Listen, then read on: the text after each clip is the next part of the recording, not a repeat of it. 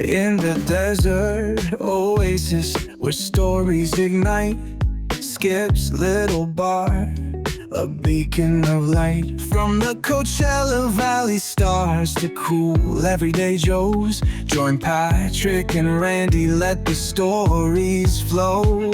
At Big Conversations Little Bar, the magic spreads near and far. Backed by the McCallum Theatre's grace, celebrate the voices that shape this place. From the coveted corner booth in a little bar at the center of the Coachella Valley universe, welcome to another Big Conversation with Patrick Evans and Randy Florence, presented by the McCallum Theatre. Visit McCallumTheatre.org or reach the box office at 760-340-2787. Gentlemen.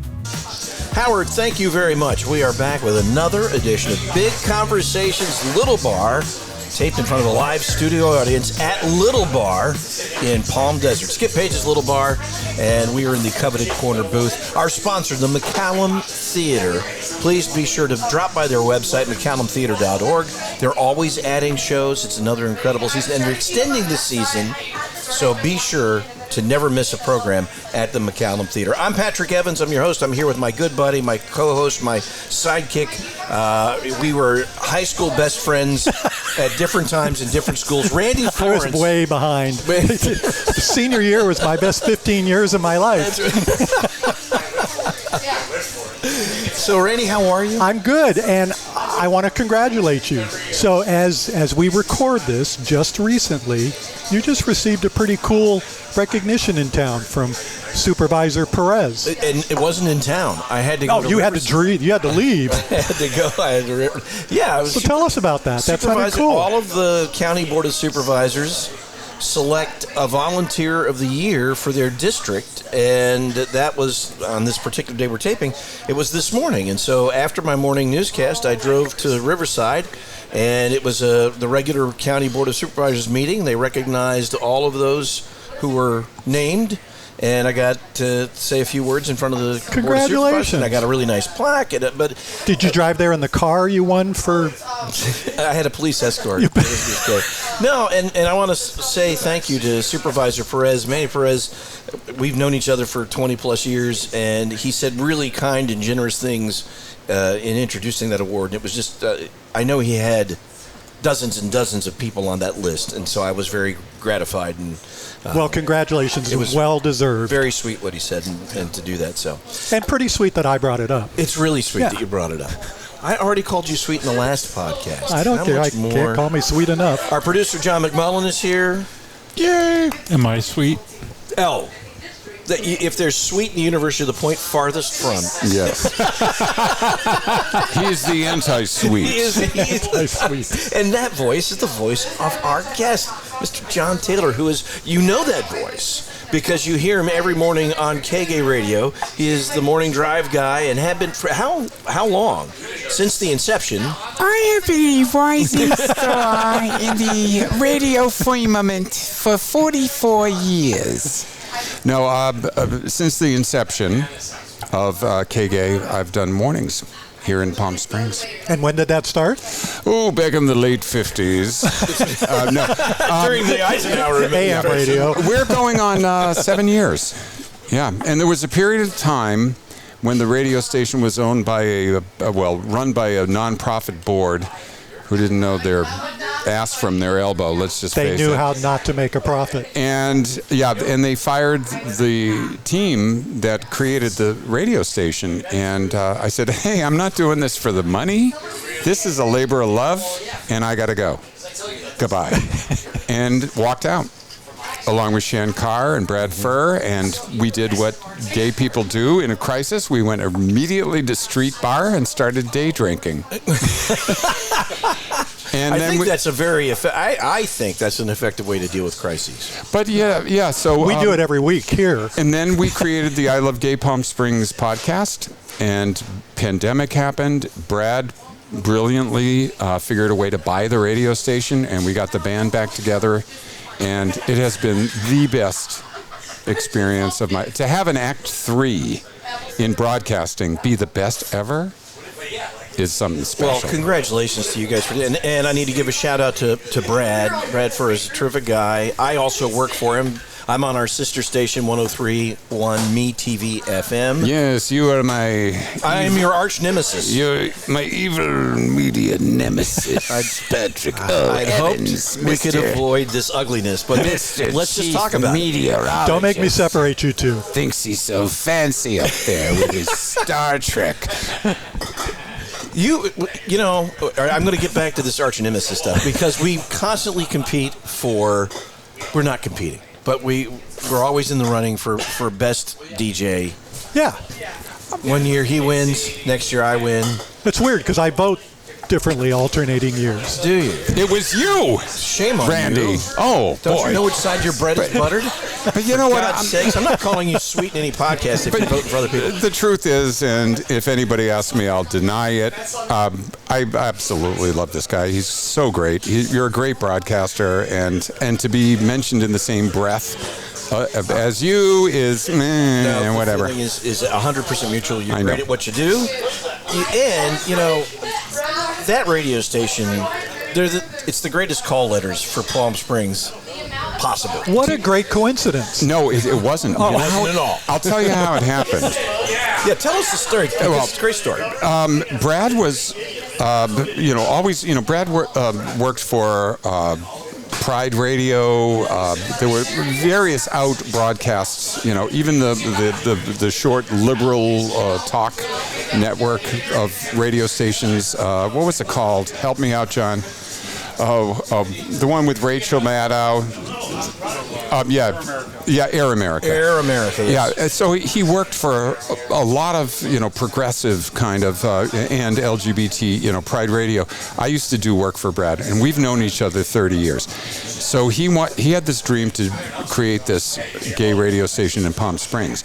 And he was literally in the middle of the night scrolling on his phone, and he found out that the call letters, KGAY, had been sort of put on a shelf by a Christian broadcasting group who wasn't real crazy about the idea of the GAY, and he filled out a form on his phone, paid $75, and secured the call letters. Holy cow. Yeah. I don't know if that was the exact amount, but it was just like an application fee, and John McCallum is a great broadcaster and knows all the machination behind the scenes on how to make radio happen. I don't know. I just turned the button on, talking to the mic, blah, blah, blah, play some music, blah, blah, blah. That is not... I've seen your setup, your home studio.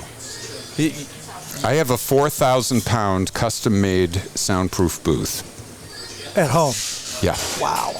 But Let's do a remote. I have, but I also have another setup outside of the soundproof booth, so I can do it with a guest. So when Brad and I do our little, this is the top 3 things. I have 3 cameras. I have lights. It's crazy. No, his home studio it's amazing.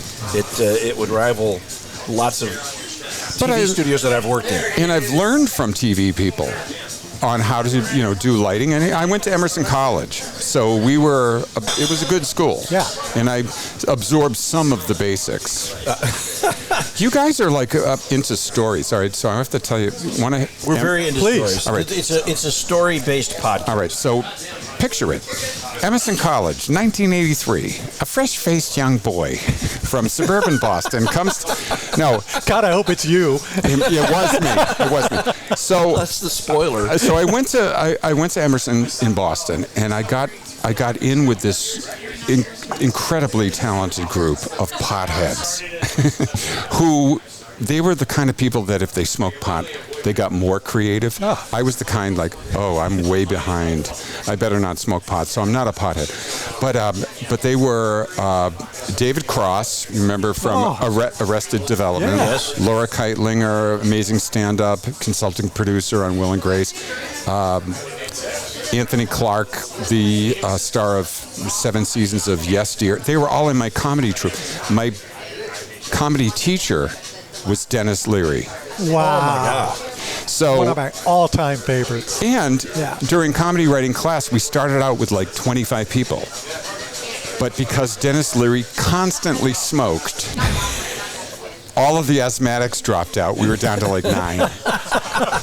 And It was a culling method that he used. but I came from this, it was like Saturday Night Live and all of these incredibly talented people. And so that's where I came up. But then I kind of took that with me to radio.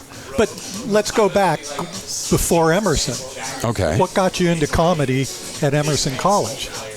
Well, before Emerson, So you were born In a small town. I was born in New London, Connecticut.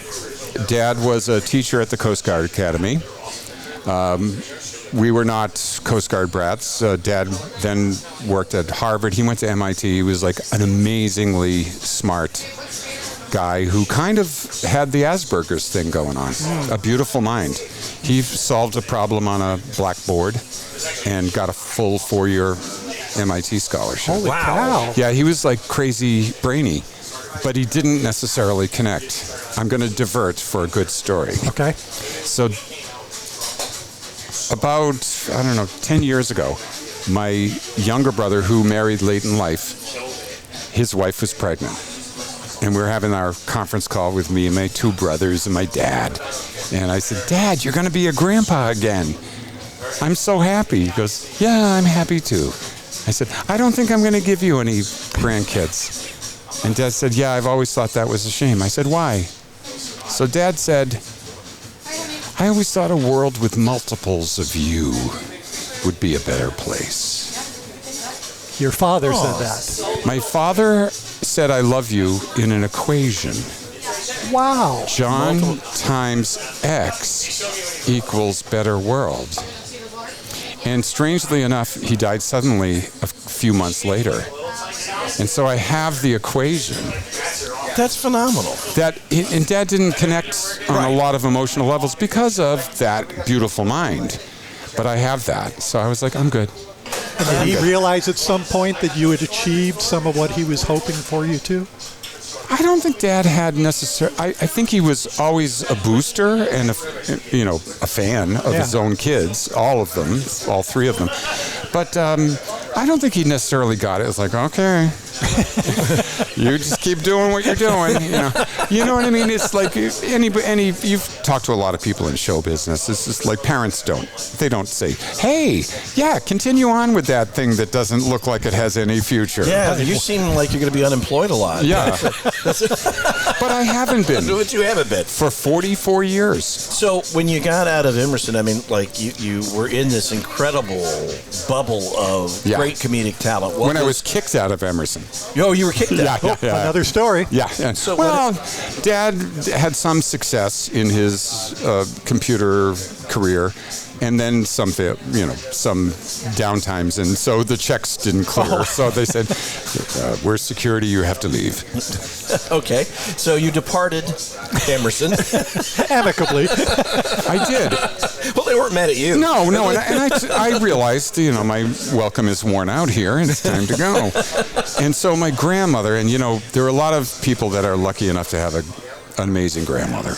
My grandmother said, but you used to like to do the radio thing in high school. Let's get you a radio job. I said, it's not that easy.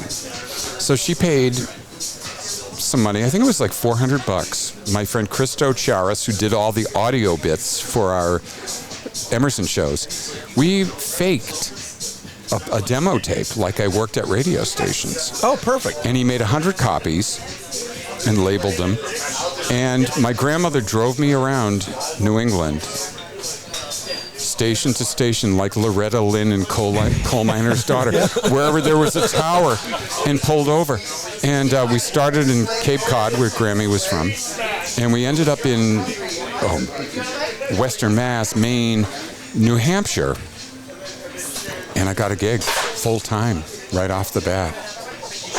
I would go in and she would say, did you talk to the manager? And I would say, well, no, he's at lunch. She goes, I'm enjoying my book. Go back in and wait. No, it really happened. And Rochester, New Hampshire is where the first gig happened. And what was the first show? The first show was the day that somebody shot Ronald Reagan. Oof. There was some news that at least day. there was a quiet news day. Yeah. No, and I didn't know how to run the equipment. I had bamboozled my way in with that really good demo Right, tape. the faux demo tape. So my job was to flip one switch to ABC News. That was it. And then I learned behind the scenes that day. So I'm sorry about Mr. Reagan's gunshot wounds, but they really helped me. Well, he recovered, and it worked out. It worked out for both of us. It worked out for everybody. I know the first day. It's April 30th, 1981. Yep. Wow. So, all right, and how long did you stay at this small Rochester station? I moved on up. I moved to Laconia. Well, the sprawling metropolis. Or that actually, is- Wolfboro, the Winnipesaukee Lakes region, and I worked for a guy named Jay Williams, and he owned the radio station. And at the age of 14, I had actually made dumb demo tapes that were bad. They weren't professional, and actually rode my bike hundreds of miles around suburban Boston to deliver them. And I had misrepresented myself as his son, and he's still childless to this day, to the receptionist to deliver my tape. And Jay Williams hired me at age 19. Did you tell him that story? Oh, yeah, he knew it. Oh, he knew I it. had the letter. Oh. He wrote me a letter from F105 WVBF in Boston, which is still a station, I think. But, yeah, and I worked for Jay Williams there and in Worcester and, for many, many years. So how did you end up here on the left coast and in Palm Springs? Well, I had come to California at the age of 40 in 2005 with no invitation. So I went to Hollywood without invitation. And I called my grandmother, the one who drove around. And I thought that I would tell her, I'm moving to California. I'm going to go after this voiceover career. What do you think? And her answer was, it's about time. Right? Believed in you always. Believed in you always. She knew the goal before you knew the goal. Yeah. And we don't necessarily know. Things like that's a big step. Anyway, I took it. And were you in Florida at the time? Yeah, I was in Florida. And how'd you get there? A bus? No, I flew. I had a husband. I-95. I had a #1 show in Worcester, Mass, and it was great. That town was great to me. The audience. I still have friends from there, listeners and friends. But I met the Cuban, and he was movie star handsome with a porn star body. And Just like you, Randy. I noticed the look. I felt like he wooed me and said, can I say the S word? Absolutely. He said, this long distance is not working out. You have to shit or get up off of the pot. Either you move to Miami or forget about it. So I threw away my #1 show. Wow. And moved to the beach and lived in the condo on the ocean. No hesitation. Because, you heard Foreign him. body. Movie star, good looks, porn star. Face. But he'd been brilliant. A PhD. He was the assistant superintendent of the Miami-Dade Public Schools. He was a brilliant man. Total package. Yeah. And I was like, So to okay. And so I moved in. I was out of work for 10 days. Wow, you got snapped up. Looks like that. Yeah, by a very evil company. I won't mention the name, but You I'll can say. mention the name. No, I'll just say the initials, CBS. Oh, okay. But I worked for them, and in West Palm, and it was rough. You're big corporate media. I work for Pop and Pop now. Right. There's something to be said for a family business where the family is family you choose, and longtime friends. And CBS was rather harrowing. Well, all of that corporate. These days, the corporate ownership of both radio stations and TV, it's really a tough world. I'm very lucky because I work for the radio group that you work for. Yeah. I work for Brad, but also the Bradleys who own KESQ. They own a few other TV stations, but it is a family-owned, family-run business, and I'm very lucky to still be in that world for sure. But the big corporate thing, it's not a place where you can thrive. You just have to fit a slot and whatever. And I never fit in anywhere. And big corporations, they're scared of innovation. They're scared of breaking molds. It's harder to be creative and do what you do. in that world. And in the final analysis, it is their fiduciary responsibility to deliver stockholder value. And that is not our gig here. And the thing is, I've done this with a certain break in the middle, 7 years. I've never had a morning show meeting. Wow. Isn't that nice? I've never had a air check meeting. Well, let's examine what you're doing, and I've never had a program director meeting. Well, because you guys kill it in the ratings. Well, the thing is, these are my friends, and we've all come up in the business over 30 years together. So there's nothing new you're going to tell each other. Right, but also we kind of learned from really great broadcasters the basics. I'm talking Guy Zapoli and people, names that don't mean anything to anybody outside of radio, but we all were steeped in radio best practices that came from people that really knew, and we've all come up in that. So there wasn't any it might be better if you do this. No, we've learned that. This is a good moment to take a quick break and thank our sponsor, the McCallum Theatre. Time to say hello to the McCallum. Drop by McCallumTheatre.org for the latest tickets and latest shows, and let's hear from them. Local talented performers ages 10 through 79 compete for a number of awards and perform together in an exuberant grand finale in McCallum Theatre's Open Call. Friday, May 2nd at 7 p.m. and Saturday, May 3rd at 2 p.m. and 7 p.m. Vote for your favorite act and help determine the outcome. A show like no other, Open Call is fun for all ages. Tickets are available at McCallumTheatre.org or by phone at 760-340-2787 or at the box office. Thank you, McCallum Theatre. We're here with John Taylor, the morning show host on KGAY Radio. But you also, we were just about to jump into this, and we whatever happened to the Cuban? That's my question.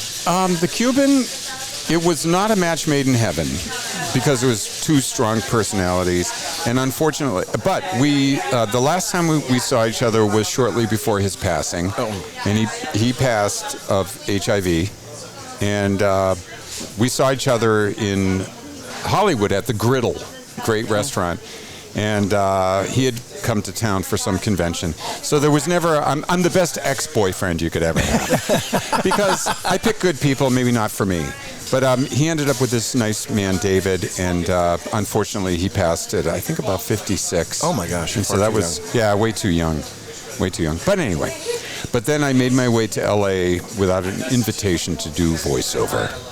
And I think it's a tougher business now. Yeah. That it's gotten a lot. I mean, the AI thing is not great for voiceover business. No. But tell me about your experiences there. And in particular, because I love when podcast guests have a connection to Star Trek. And many of them have a 1 or 2 or 3 degree connection. He's a 0 degree connection to Star Trek. You have voiced Star Trek characters on video games. Yes. His character wears the uniform. Oh. I'm Lieutenant Kyle. I can't remember his name, damn it. No, I'm... Kyle, oh, yeah, I know. I'm Lieutenant Commander Kyle DeSoto, Starbase 37. There really wasn't any specifications for the voice, but you're supposed to sound like you're good looking. It's working. Yeah. It's working. I love it. So, I mean, that's very cool. And that's fun. That's a super niche voice job, the video game stuff. I've gotten to do video games. I've done 5 cartoon series. I've done looping and ADR on movies, which is hilarious and fun. Because you spend a whole day and you're the last thing in post-production before they edit the movie. Yeah. And what else have I done? I teach surgeons how to do transplants and stuff. Wow. You've really branched out. Well, I cover the waterfront, Randy. I cover the waterfront. And I've done, radio commercials. I was a national voice. Denny's. I did Denny's. I was Toyota. Nissan. But, yeah, you give us some of the taglines. Do you remember? All right, here we go. Moon over Miami. The 2012 Toyota Camry. It's ready. Are you? Okay. I got to go get a camera. I think I just bought one. Well, you need a I can't stand up right now. Randy, you need a time machine to go back to 2012. They're way more expensive now. But I'm trying to think. I did something, the Nissan Juke. I did that. Oh, there was a sub-brand of Toyota that was performance cars for the younger generation. Forgot the name of it, but they gave me money. Denny's. I was Denny's voice for 5 years. Wow. And that was a good gig. When I first got to Palm Springs, that kept the lights on. But it was like, well, Grandma, doesn't the family usually come over on Sunday for pancakes? I wonder where they are now. Maybe they're at Denny's, where the pancakes are 50% fluffier and even more vanilla-ier. I had to learn how to say vanilla-ier. Vanilla-ier is hard. Wow, they put that in copy? Yes, but it rolled off the tongue. Vanilla-ier. But I played characters. You know, I played people that weren't me. I saw the picture of the character. And so, I mean, and we talk about this in our business. Sorry, Randy. I mean, that's all right. You're Banking. You're an honorary member. You are. You got a microphone, baby. But and a shirt. And a straight shirt. And voice acting are really two different things. Well, yeah, voice acting is, you got to have acting chops. You got to be able to. But that's what you're doing. You're throwing yourself into a character. But you throw yourself totally into. But also, first off, I'm gay. In case you didn't realize this already. What? But the thing is, I have a radio station for you. Yes, KGAY. But the thing is, gay people, when we are of a certain age, we grew up being inauthentic. We grew up being something manufactured so that we could avoid bullying and persecution and disapproval. So we concocted an inauthentic self, didn't we? And we learned how to be a chameleon to not get hurt. And so as we move into our older years, I don't have any time for that shit. This is it. If you don't love me, that's okay. But I'm not going to pretend to be something that I'm not. But I enjoyed being the character. It's almost like Daniel Day-Lewis. Give him some prosthetic makeup and give him some costume and he turns into... Like, I made more money off of the real authentic cowboy, which is a low-budget Sam Elliott. Already today, we've played more country music than any station in Denver. So from here on out, we're just showing off. And people in Denver listening to the radio station don't realize it's a faggot from Boston who's afraid of horses. But I love putting on the mask. I love playing the part. I do the best Paul Harvey, and people don't even know who that is. I love Paul Harvey. Good day, Paul Harvey. Good day. Hello, Americans. You know what the news is. Now you're going to know the rest of the story. This is Paul Harvey, presented by Buick. Phenomenal. But I loved, but I was playing its costumes with your voice. This is why if people actually, in those little polls where we folk compete, if people knew all the stuff that you did, the shit that you've done over these, they'd never not vote for you. I wouldn't stand a chance. But they're all in little different silos. Like, I'm huge with preschoolers. I've done a series, The Chica Show with NBC. I did The More You Know. I played an octopus in outer space on Astro Blast. The best was Amazon Prime did a series called Tumbleleaf. And Kelly Bixler, who did TV Funhouse with Saturday Night Live. Remember that? Yeah. Kelly is amazing. And she was the first woman that ran an animation studio, and she did a stop-action animation series called Tumbleleaf. And they shot it in Burbank, stills, because it's stop action. And they did 5 seasons, and I got to play Gord the Turtle, but I also got to play Gord's grandmother. Gord's grandmother is Granny Coconut. And Granny Coconut is more of an homage to Maud Frickert. Remember her from Absolutely. Jonathan Winters? Jonathan Winters, yes. But to be able to be these things and to be in people's brains is such a... Did the Strange voice shift. come to you as soon as you saw the face, or as soon as you understood the character? You know, there are, if you look at animation, you look at like the old, Boris and Natasha. There were like a lot of the memes were used were Hollywood stars. Like I did a series called Astro Blast, where I played a three-eyed outer space octopus handyman. And so I zeroed in on, like, who's the guy you need help from? He's going to be a stand-up guy, and he's really going to help you. And his name was James Gleason. He was an actor back in the day. And he was you remember James Gleason? He was the guy who talked like this. He was always in your corner. He would be the fight promoter back in the 1940s movies. Remember the one with Robert Montgomery? What was it called? Heaven Can Wait? Or Meet Mr. whatever? But I would zero in on these character actors from the old days and realize that they had traction. Because they played the Character. They played the same character in so many movies. And so James Gleason I could do in my sleep. Remember he was in Night of the Hunter. Yes. I can't help. No, I'm sorry, I can't help you. You kids. I'm more of a rummy. You're right. But More of a rummy. but the thing is, they were established, and so you could kind of key into their voices. So I didn't invent everything from whole cloth. I steal, but I steal from the best. Okay. That's what you have to Good. do. And sometimes give them credit. Sometimes. But there's no, you're not playing a character on the morning show. No. That's Me, yeah. yeah, that's you. That's weird.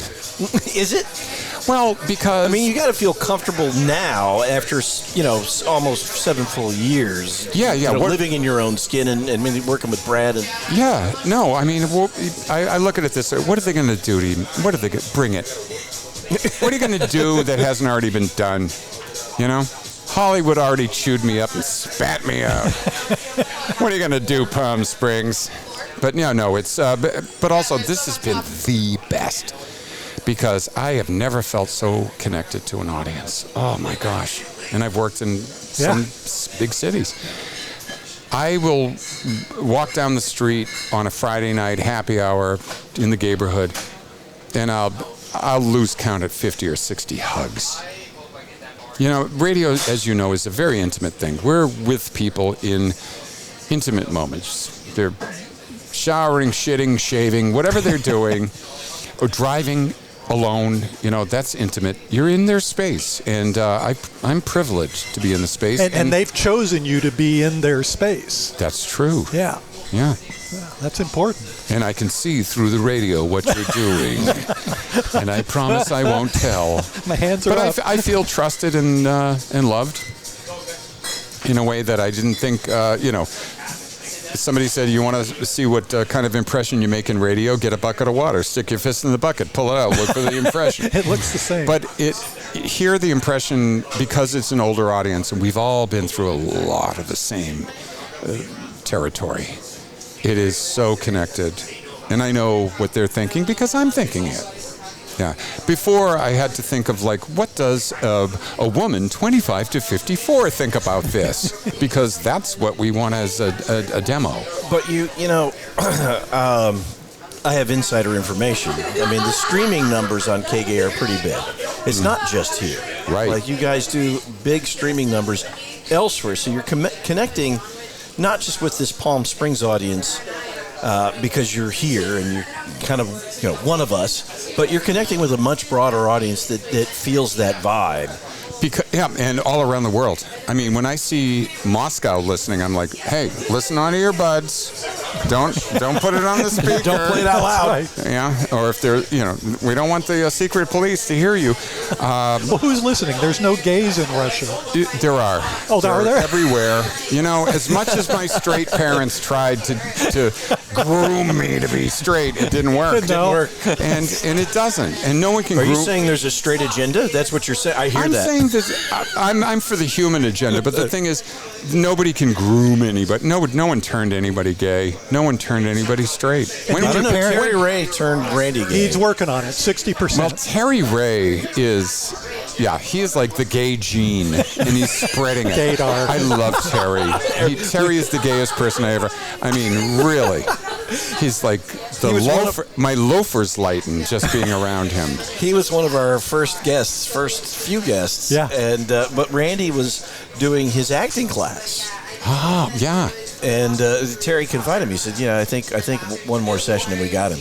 Yeah, I came in wearing all pale blue, and he goes, 60 days. 60 days, and we got you. But, and he's been through the meat grinder and come out happy, well-adjusted, creating thebent.org. Go find it, support them, and thriving in Palm Springs. So, I feel like that's my sister. So you said something a moment ago. Your parents were trying to groom you straight. Not really. I mean, How did that all work with your parents? I think that we were all free-range kids. It was like, go out and play, come back when the street lights are on. And, they were oblivious to everything. They didn't know. They didn't know that there were predators out there, the ice cream truck guy. No, they didn't know. I think they were just busy in their own little world. We didn't have helicopter parenting like you do now. You helicopter. Come on. I don't helicopter. You don't? My wife does. She does, but somebody has to. Somebody has to. I do. I think that's true. No, I'm not a helicopter parent. And I didn't have helicopter parents. Right. I grew up in a very similar time frame to you. Yeah. And we're the same way. Like, go out there and come back for dinner, and we don't want to hear from you. Yeah. Between now and then. Children should be seen and not heard. I've never been home Yeah. since that first time she told me to leave. That's your wife? Tell my mom. Oh. Although Kay might be looking for But that. yeah, no one groomed their kids to be anything. They just wanted to keep them alive until they could be prosecuted as adults. That was basically, my mother's mantra, And well, you're on your own. So, what do you love most about the gig at KGAY? And I ask this from the standpoint, I did morning radio for a long time, in addition to the TV stuff that I do. And I find it to be like that moment where you walk in, you have your most creative ideas in that space. I feel like it's the longest continuing education course that a human being could ever have, and I've been on it for 44 years. And so because, like you, I have insatiable curiosity about everything, and you, Randy, I mean, you're a very curious guy, and to be able to satiate that curiosity, to satisfy it, and to want to know more, and to want to know more about other people in our community, and the people that are performers, the people that are politicians, the people that to be able to ask questions and get answers and connect. That's the best thing about it. Does that sound phony baloney? No, it doesn't sound phony. I think sound- that's the joy of the podcast, actually, versus the radio format, is there's an opportunity to get to know people a little bit better. Some people are jerks, though. Yeah. Like, you deal with celebrities. Who was the meanest? Pick somebody dead. No, I can tell you, I will say Kieran Culkin. Really? Yeah. Well, but that was your fault. It was, no, I was a contributing factor, but it was not my fault. Kieran. Not Kiernan. Well, that was That part might of the have problem. been, No, mispronouncing I called him names. Kieran McCulkin, and that made him mad. But he was already out Mad, there. yeah. He was already mad. We told him it was live, and we were already live. Yeah. And we were on television. He goes, well, then I better get all my shits and fucks out right now. And he said it on live TV. And so he did. Which kind of threw me off. And that's when I said, yeah. and this is Kieran McCulkin. And then he was like, for 5 minutes, So well, I you- was almost right. You were sort of right. You were close. Did you mispronounce it on purpose? No, I was just... I had one where I mispronounced it on purpose. Who? Well, I had the guy. Do you ever wonder why? Andy Rooney. Yes. Yeah. Andy Rooney was on my show. And predictably, he was a prick. That was his brand. Predictably. Yeah. But he was but he was so grumpy and mean, and it's like, is this over yet on the air? So that wasn't just shtick. No, That's he who was he was. really, yeah. And his daughter, Emily Rooney, was WCVB's news director, and eventually the news director of ABC News nationally, TV. But anyway, he came in to speak at the Chamber of Commerce luncheon. And I had him on my show at WXLO, and he was so mean and so crotchety and so nasty, and I just couldn't stop. So what did you call him? Well, when I was the MC of the Chamber of Commerce luncheon, Patrick, and as we know, revenge is a dish best served cold. So when it was time to introduce Andy Rooney, I said, ladies and gentlemen, the Worcester Chamber of Commerce is so pleased to welcome somebody who has been so welcome in our living rooms on television for so many generations. Please welcome Andy Griffith. Outstanding. And it was like, you could hear like that stage gasp. And then they said, Rooney, Rooney. People were screaming, Rooney, Rooney, correcting me. And I said, oh, I'm so sorry. I got it wrong. Ladies and gentlemen, Mickey Rooney. Oh, you did it. Oh, yeah. I made sure that my passive aggressive. That was more aggressive than passive. I love it. Yeah. So, I mean, aside from that, people who have been in the business a long time, famous people, are usually nice because people want to work with them. Yeah. That they're actually delightful. Yeah. I mean, there are some people that I've been afraid to talk to because they have been edgy, like Sandra Bernhard. Sweetheart. She's delightful. Yeah. Yeah, I've interviewed. But, she's terrific. I've It can always come across a little scary. Yeah, because she's a little edgy and caustic, but she's good heart. Good heart. Yeah. Nice people. And I just want to be with nice people, and we're lucky to have a preponderance of nice people in this town, and more creative people per capita than I think we have anywhere in the world. Anywhere. It seems like that. Anywhere. Yeah. Well, I hate to cut this short, but I must. Jonathan, thank you so much. I didn't get the Jay Leno story in. Well, what's the Jay We Leno got time story? for that. Okay, so I got really sick in 1995. People thought I had AIDS. I didn't. But I was losing weight, and a friend of mine had moved to L.A., and he became a producer to a company that fixed up famous people with college speaking engagements. I didn't know that my friend Steve, because I was so ill, had called famous people at home to then call me and cheer me up. So I answered the phone one time, and I'm like, hello. He goes, hey, John Taylor, it's Jay Leno. Your friend Steve said you weren't feeling so well, so I figured I'd call you and cheer you up. And I was like, you don't sound anything like Jay Leno. Steve, work on your stupid Jay Leno impression when I'm not feeling so bad. And call me. He goes, why don't you call me back? You got a pen? Yes, Jay. And I wrote down the number 818, Burbank. So I hang up, I call back, woman answers, Tonight Show with Jay Leno. I'm like, well, anyone can have their friend sitting on the couch answering Tonight Show with Jay Leno.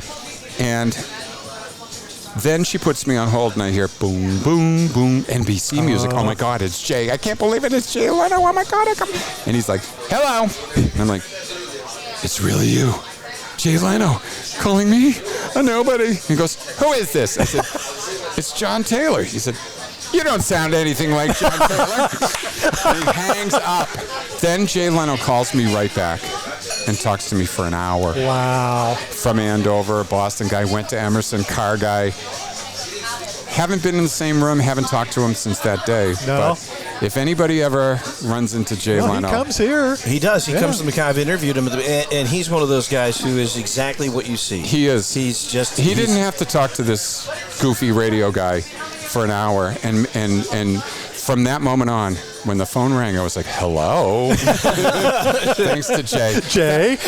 John Taylor, our guest. You can catch him every morning on KGAY Radio. Please tune in and enjoy his wonderful brand of broadcasting. Thank you so much. We're going to have you back. This has been a blast. We have lots more stories I know that you... John McMullen, thank you for being a great producer. Randy, Florence, the best sidekick since Uncle Fester. I got more hair. You do, and that's And you ought to see me with a light bulb in my mouth. That's a different story. That's a whole different story. I want to see that. You can subscribe and make sure that you never miss an episode of Big Conversations Little Bar, available at all of your favorite podcast distribution points. So thank you very much for listening. We'll be back next week. Thanks for joining us on this episode of Big Conversations Little Bar. Recorded on location at Skip Paige's Little Bar in Palm Desert, California, and presented by the McCallum Theatre. Online at McCallumTheatre.org. This program is a production of the Mutual Broadcasting System. All episodes are available from BigConversationsLittleBar.com and most major podcast portals. Meet your neighbors, fascinating and grand. Each conversation, a wave on the sand. Raise your glass and join the ride, where stories and dreams fully collide.